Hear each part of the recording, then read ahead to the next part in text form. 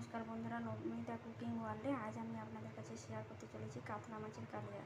এই দেখুন, কাতলা মাছের কালিয়া বানানোর জন্য আমি যে মাছ নিয়েছি, মাছে হলুদ মাখিয়ে দিয়েছি। এরপরে এই দেখুন, এইদিকে আমার মশলাটাও রেডি হয়ে গেছে। আমি এইগুলোকে বেটে নেব। এই পাশে আমি মশলা রেডি করে নিয়েছি, বেটে নিয়েছি। এরপরে কড়াই বসিয়ে দিয়েছি, কড়াইতে তেল দিয়ে দেবো। মাছটা ভাজার জন্য আমি কড়াইতে তেল দিয়ে দিচ্ছি। তেলটা গরম হয়ে গিয়েছে, এরপরে দিয়ে দিচ্ছি মাছ।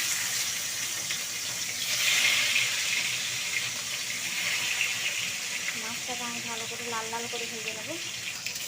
মাছটাকে আমি উল্টে দেবো একবার।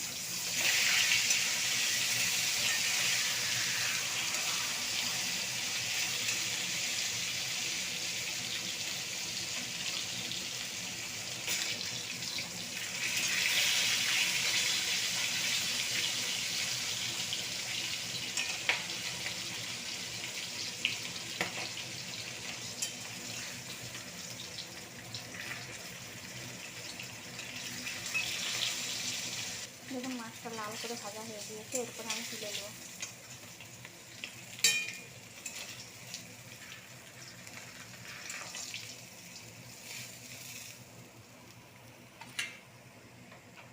এরপরে যে কড়াইতে তেল আছে আর দেওয়ার দরকার নেই, আমি এরপরে অল্প একটু চিনি দিয়ে দেবো। কালারটা ওঠার জন্য একটু চিনি দিয়ে দিচ্ছি।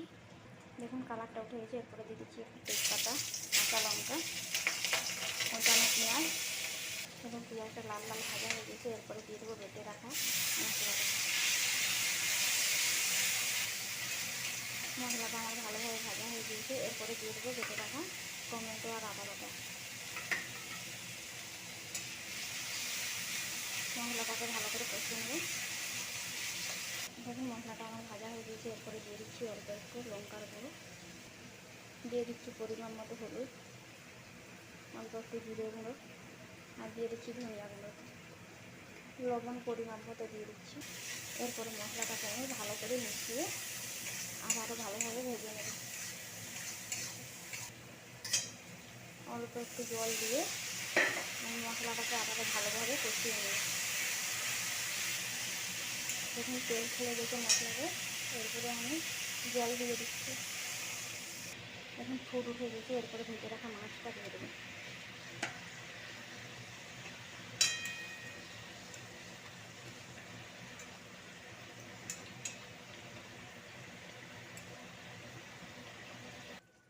দেখুন, আমার কাতলা মাছের কালিয়া রেডি। তো বন্ধুরা, আমার যদি ভিডিওটি ভালো লেগে থাকে অবশ্যই লাইক, কমেন্ট, শেয়ার করে জানাবেন।